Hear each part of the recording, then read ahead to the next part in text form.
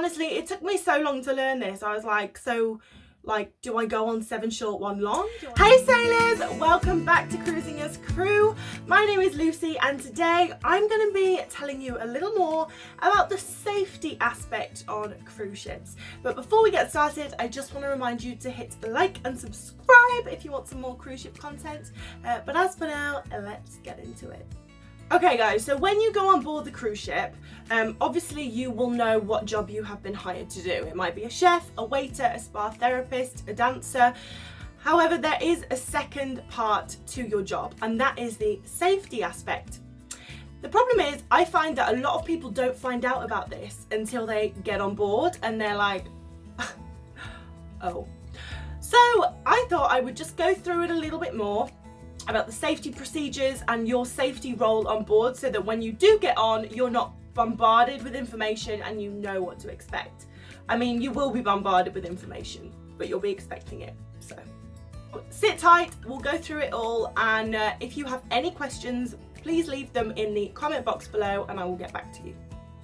When you get on board, there's going to be a lot of things that happen, but 2 things you will receive is your key card, which is what you pay for things on board the ship and how you get into your room, and your emergency card. And these are equally important. You need to have these 2 cards on you at all times.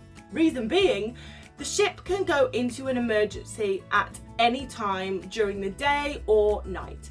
And the emergency card contains very basic information of what you need to do during an emergency. Obviously, if there is an emergency and it's serious, we go into panic mode. When we go into panic mode, we can forget a lot of stuff. So if you have the card handy, it doesn't matter if you forget everything because you have it right there. So you have to carry the emergency card and the key card around at all times. Now, the basic information that the emergency card is going to have on it is your emergency number. So let's say it's 385. This is how you will be called in an emergency. So they're not going to call your name, they're just going to call 385 and you will be expected to answer. So it's very important that you know your emergency number like that. The reason being is because obviously there's a lot of different nationalities on board and there's a lot of names that people can't pronounce. So to save that, you know, numbers are a lot easier to pronounce, a lot easier to understand, so it just diminishes any confusion that might happen. It has your muster station on it, like what deck, what fire zone, what side of the ship it is. It has your embarkation deck, so where you will embark a life craft if you have to. And it will also have kind of your duty, your role during an emergency. So those are just the basics of what an emergency card will have on it. So when I say emergency and I'm talking about a cruise ship, the first thing that we think of is sinking, right? But actually there's a lot of different emergencies that can happen on a cruise ship. And I didn't know this until I did my training. But basically there's oil spill, collision, sinking, grounding, and the most common, a fire. And people are like, fire, really? Yes, a fire, because you imagine there's a lot of kitchens on board, electrical equipment, lights, like there's so many things that can catch a flame. So that is the #1 emergency on board. Luckily, it doesn't happen too often, but that is what you've got to be really, really careful about when you're on a cruise ship. You know, you're more likely to have a fire than the ship sink. I mean, it's so unlikely that a cruise ship will sink. But nevertheless, it can happen. Now, speaking of emergencies, there are code names for these emergencies, and that is for 2 reasons. One is basically not to panic the guests, the passengers, and also not to panic the crew, okay? Can you imagine if there was a fire and the captain came on the tannoy and was like, fire, fire, fire? There would be chaos. There would be absolute chaos. Even if it was just like a small dustbin fire that could be put out really easily, fire, fire, fire is not comforting. So you will normally hear bravo, bravo, bravo for fire. Like Oscar, Oscar, Oscar is man overboard. And there's various other code names for these emergencies, so that basically the passengers don't freak out, because I know I'd freak out if I heard fire, fire, fire. So that is something that you need to learn. Every cruise line is different. They have different code names for different emergencies. So that is something that you really need to try and be up to speed with. Because obviously if you don't know the code names, you might not know what's going on, and you know, that can kind of lead to disaster. So learn your code names. We are going to go through alarms that you will hear during an emergency and during a crew drill, okay? Just so you can get an idea for the order that they come in, because honestly, it took me so long to learn this. I was like, so like, do I go on 7 short, 1 long? Do I go on 1 long? Do I wait for the captain to say something? So I'm going to go through the order, so that you have a better idea. It does vary a little bit from ship to or from cruise line to cruise line, but the general consensus is as follows. So first things first, you will hear the captain come over the tannoy and say initial response. So let's say there is a fire. Okay, so the first things first, the captain will send the initial response team to basically go and check out this fire that's been reported and see if, you know, it can be put out with a fire extinguisher, or you know, whether we're going to need the whole fire team. Okay, now after initial response, it depends on the emergency, but it's normally about 5 to 10 minutes after, you will hear the 1 long signal. Just 1 long blast on the ship's alarm, and this is basically to call all crew to their emergency stations. So you get your life jacket, you get your warm clothing, normally you have like a little hat to wear, and you go to your emergency station, which will be on your emergency card. So you go up on the 1 long to make sure that you are there first for the passengers, and then depending on the emergency, it could be, I don't know, 10 or 20 minutes later, you will hear the 7 short, 1 long, and that is the signal for passengers to go to their muster station. That's not when you abandon ship, that is purely for the passengers to then come to the emergency station. From then on, you will be updated by the leader of the assembly station or the captain over the tannoy. Now, hopefully, you know, you'll stay there for a while, and the fire will be put out or the problem will be solved, and you will all be able to resume as normal. However, if, you know, in the very unlikely event it isn't, you know, and you have to abandon ship, then the captain will let you know and you will abandon ship from then on. Okay, but those are the basic alarms that you need to be aware of and the order that you need to do it in. So of course there are different jobs in an emergency, and I'm going to go through a few. So basically, there's, on a cruise ship, there's the marine side and there's the hotel side. Normally the marine side, they will obviously deal with the technological things, anything to make the ship work again, they will be involved in. Whereas obviously the hotel side, we are going to be in charge of looking after our passengers. And normally they will put guest facing positions in the muster station to help look after the guests, because, you know, we all love a bit of familiarity.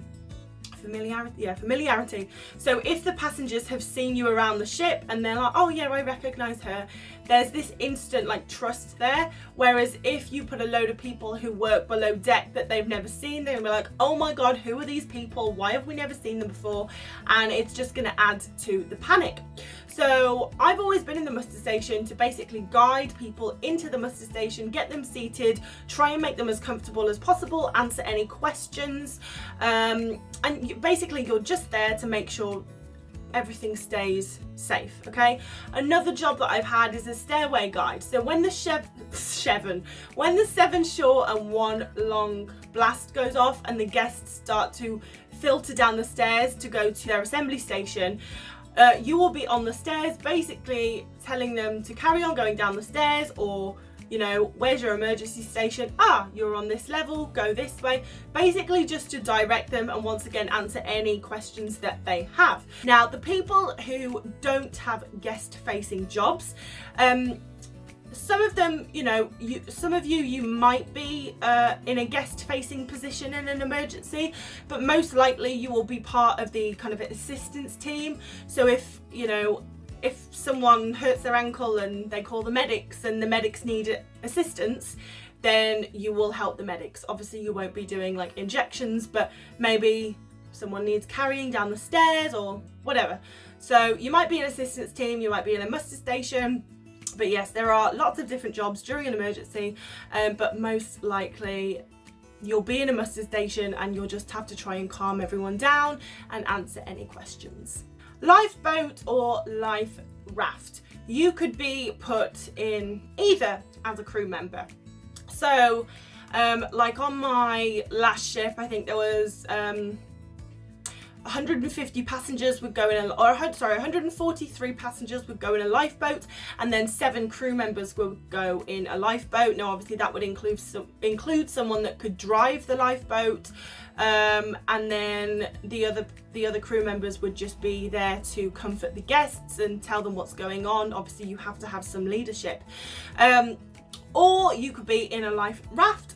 A life raft is basically where all the crew, the majority of the crew members go. So there might be like 50 crew members in one life raft. Okay, what to take when you are going to your muster station. So even if you don't know if you're going to abandon ship, because if you are, you won't know till a lot later, you have to go imagining that you are going to abandon ship, because it's a possibility, unfortunately. So you need to take warm clothing, even if it's if it's the Caribbean and the day, because if you abandon ship and you get off in a lifeboat, you might be there into the night and it might drop quite cold. So you need to wear warm clothing. You need to take your life jacket. You need to take your, as a crew member, you will have probably a little hat that says muster on it. If you have one, take that. You will need to take your medication, anything that you really need. And if it's a real emergency, then you will need to take, you know, if you have a bottle of water, if you have food, you know, because yes, there is food and water in the boat, but obviously the more you can take, the better, because you don't know how long you're going to be in a lifeboat for. So that is what you need to take in a real emergency. In a drill, you just do your life jacket, your hat and your warm clothing. Wear your warm clothing because you will just get told off if you don't, so just put the hoodie on. Now I think the last thing I'm going to go over is fire doors and watertight doors, because this is something that I guess was quite scared of at first. So basically a cruise ship is divided into, it could be 6 or 7 different fire compartments, and these are vertical compartments that are sealed off by watertight doors, but the watertight doors are only on the lower decks, okay? So basically the idea is let's say at the end, you know, compartment 1 was flooding, they will be able to close the watertight doors and seal that compartment off to stop the rest of the ship flooding, and also all the way to the top because there's fire doors. Now watertight doors are quite scary because once you're, you know, if they're closed, you can't go through them. You have to call the bridge to see if you're allowed to open them, and when you open them they're really scary because they make this really long like beeping sound. And also there's a few people that have been killed because basically once they if you start shutting it, it don't stop. It's not like a electric door when you walk through it and it's like, oh no, they just keep closing. So I know there's people that have got crushed in them before, and so I just tend to stay away from watertight doors. But yeah, so you will learn a lot about that, and my advice to you would be open and close one with like your safety officer there when he's going through them, because I didn't for years, so consequently I was just like, I'm never ever touching it, and I just kind of built up this irrational fear. So yeah, when you learn about watertight doors, just open and close one as much as you can, and get used to it, because you know then it just takes away any fear. Okay guys, thank you so much for watching. That is my little safety overview. I hope you have enjoyed it. Safety is a little bit boring, but as I said, it's your second job on board and it is the number one important job because the ship can go into an emergency at any time, so you need to be ready to act. But if you have enjoyed it, please give it a like and I will see you in the next video.